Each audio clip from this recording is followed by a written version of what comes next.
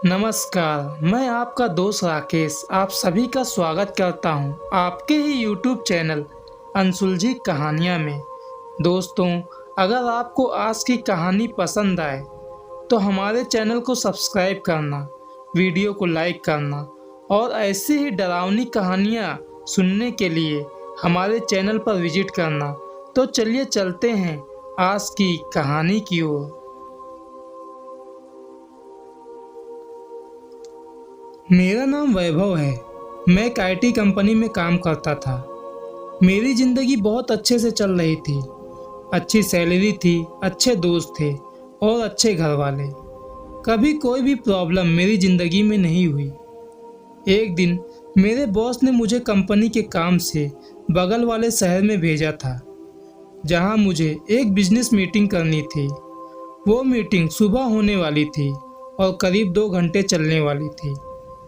मैंने सोचा था कि सुबह उस शहर में जाकर मीटिंग करके रात होने से पहले अपने शहर वापस आ जाऊंगा, लेकिन इसे मेरी बदकिस्मती समझो या कुछ और, वह मीटिंग सुबह हो ही नहीं पाई।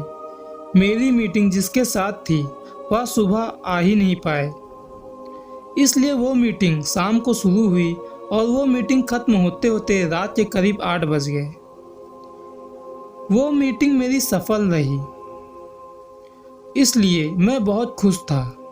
और मीटिंग सफल होने की बात मैंने अपने बॉस को बताई, इसलिए मेरे बॉस भी बहुत खुश थे। मीटिंग होने के बाद शहर में अब रुकने का कोई मतलब नहीं था, इसलिए मैं रात को ही अपने शहर के लिए निकल गया।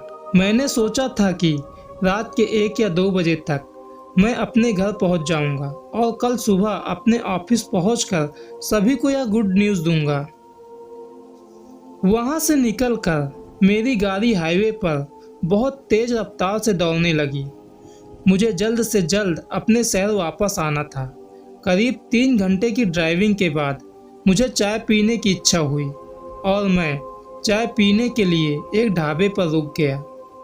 चाय पीने के बाद जब मैं वहां से निकला तो वहां से लगभग कुछ दूर आने पर ही मुझे रोड पर कुछ चमकता हुआ दिखा। उस चीज की चमक बहुत ही तेज थी, इसलिए उस चीज को देखने के लिए मैं वहां रुका।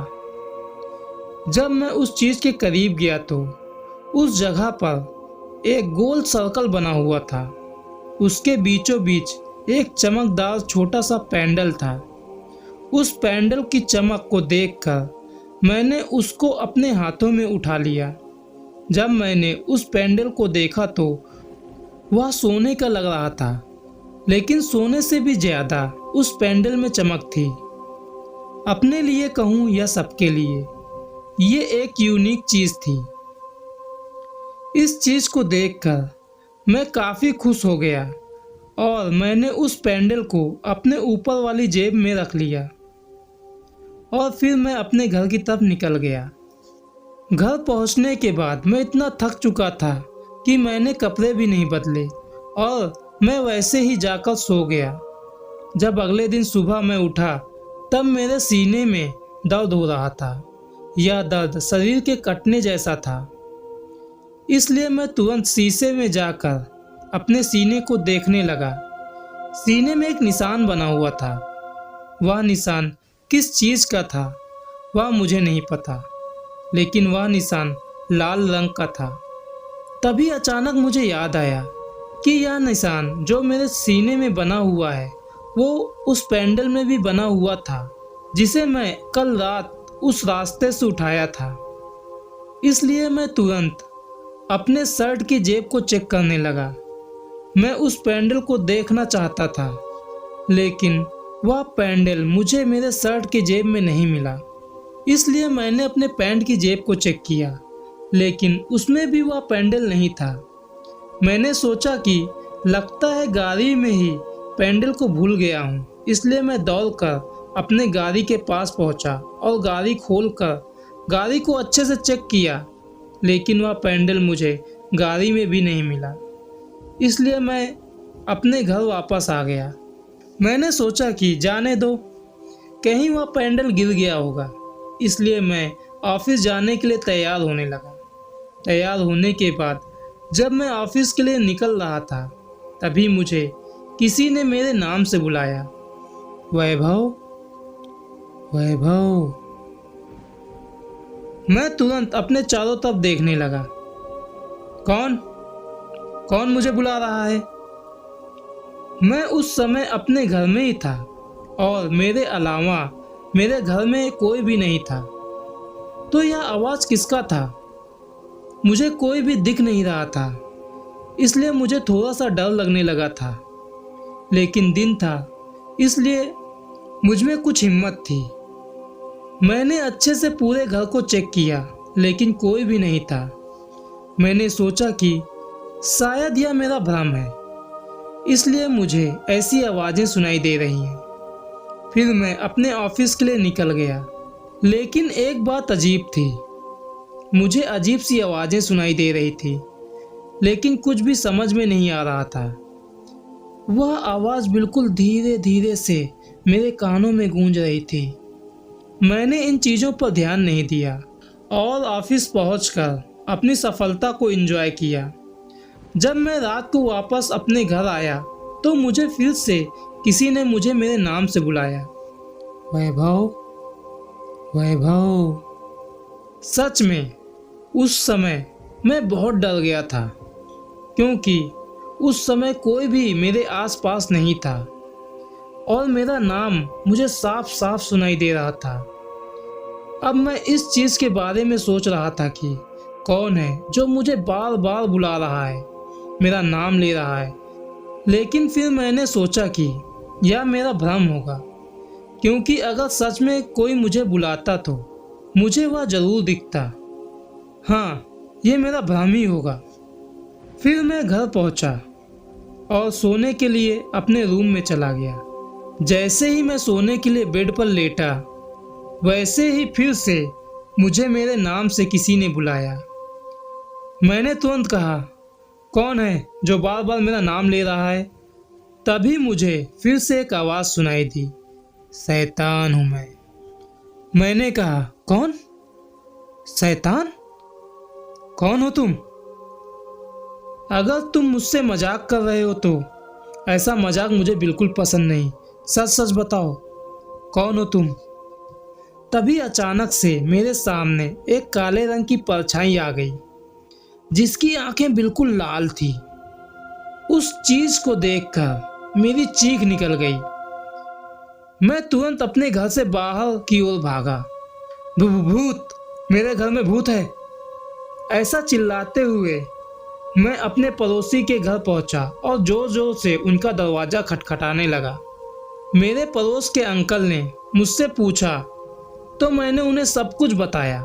उसके बाद वह मेरे घर आए और उन्होंने पूरे घर को अच्छे से देखा, लेकिन वह काला साया कहीं नहीं दिखा। अंकल मुझसे कहने लगे, नशा करके आए हो या कोई डरावनी फिल्म देखी है? मैंने कहा, नहीं सच में अंकल, आज सुबह से कोई मेरे नाम से मुझे बार बार बुला रहा है और आज रात तो मैंने एक काला साया भी देखा है जो बहुत ही डरावना दिख रहा था। मेरी ऐसी बातों को सुनकर वो अंकल जोर जोर से हंसते हुए कहने लगे, अगर कुछ होता तो मुझे भी तो दिखाई देता, लेकिन ऐसा कुछ भी नहीं है। तब मैंने उनसे कहा, अंकल वो इंसान नहीं है, वो कोई भूत है, कोई शैतान है। तब अंकल ने कहा, भूत प्रेत जैसा कुछ भी नहीं होता, बस यह हमारे मन से बनाए गए अंधविश्वास हैं, हमारा भ्रम है। यह बोलकर वो अंकल मेरे घर से चले गए।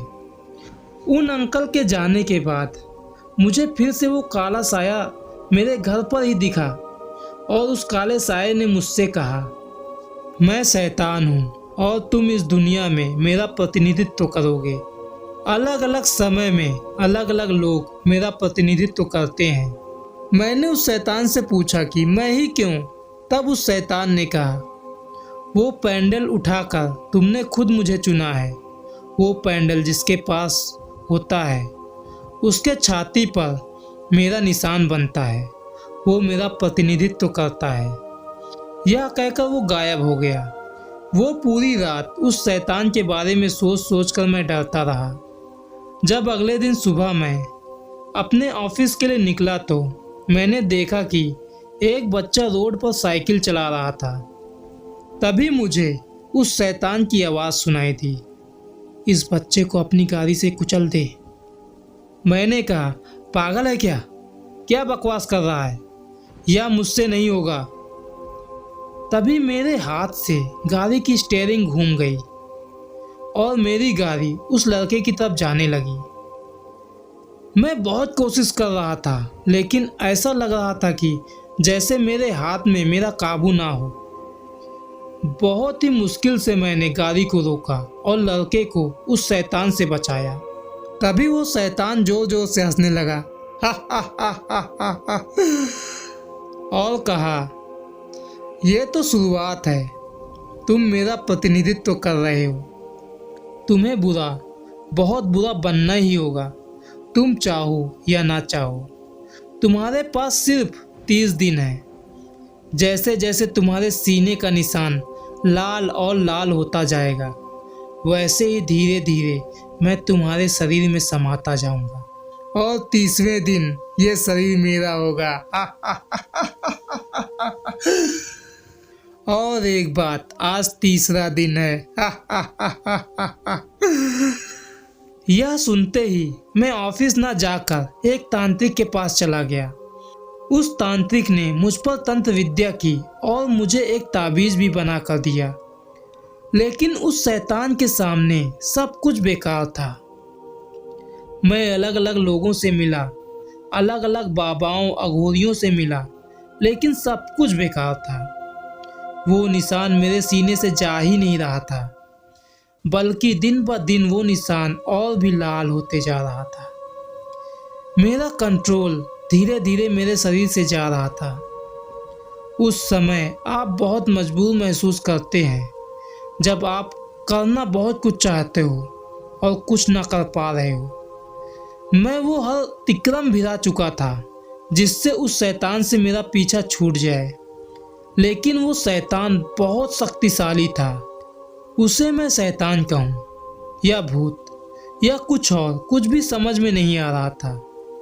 दिन बीतने के साथ मेरे पास बहुत कम समय ही होता था जब मेरे शरीर में मेरा कंट्रोल हो। जब मेरे शरीर पर उस शैतान का कब्जा होता तो वो बहुत अजीब अजीब काम करता।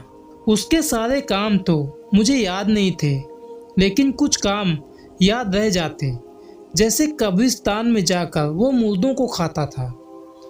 एक दिन उसने रोड पर चलती एक महिला को चलती गाड़ी के सामने धक्का दे दिया। उस शैतान की अजीब हरकतों की वजह से मैंने अपने आप को मारने की भी कोशिश की, लेकिन वो शैतान मुझे मारने भी नहीं देता था। मुझे पता था कि जब वो शैतान मेरे शरीर पर पूरी तरीके से कब्जा कर लेगा, तब मुझे कुछ याद नहीं रहेगा और मैं किसी को कुछ बता नहीं पाऊंगा। इसलिए मैंने एक डायरी लिखने का फैसला किया। आज 29वां दिन है और कल वो आखिरी दिन है जिस दिन वो शैतान पूरी तरीके से मेरे शरीर पर कब्जा कर लेगा। इसलिए मैं ये डायरी अपने भाई को भेज रहा हूँ जो गांव में रहता है। लोग उस शैतान की हरकतों को देखकर मुझे गलत समझ रहे होंगे, लेकिन यकीन मानो वो मैं नहीं हूँ। हाँ, ये आखिरी लाइन लिखकर मैं अपनी डायरी को समाप्त कर रहा हूँ। कभी भी अनजान चीज़ों को हाथ न लगाएं। क्या पता कौन सी मुसीबत आपके पीछे पड़ जाए।